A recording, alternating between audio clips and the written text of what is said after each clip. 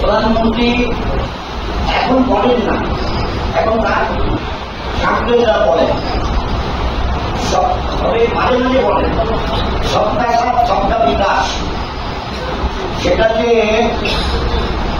একটা ইলুশন, এটা আমি কিন্তু আমার প্রারম্ভিক বক্তব্যে উল্লেখ করেছি।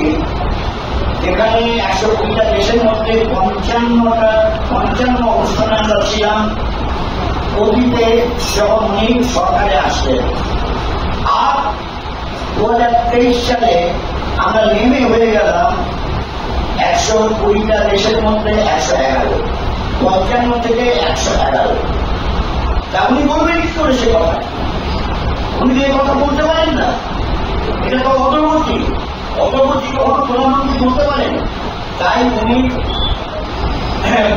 বিভিন্ন ধরনের কথা মিলিয়ে এমন বলেন, তা হচ্ছে দেশের মানুষকে বিভক্ত করে। উনি আজকেও বলেছেন, আগে তো বলেছেন ওনার লোকেদের ওনাকে ঠিক করে দেওয়া উচিত ছিল।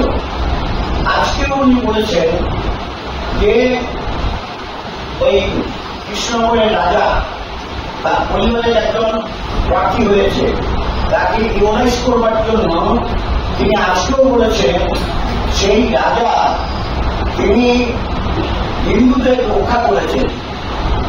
ইতিহাস বলে না, তিনি লড়াই করেননি, ইতিহাস এটা লড়াই, ইতিহাস নেই।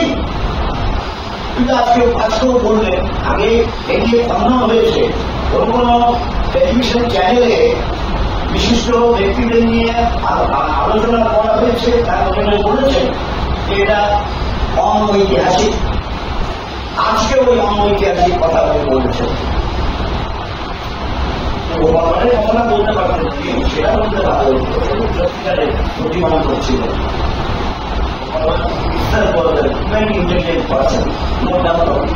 সেটা বলতে পারতেন, সেটা ওনাকে কেউ লিড করেনি। উনি যা লিড করেছেন তার ভিত্তিতে বলছেন। বাংলাদেশের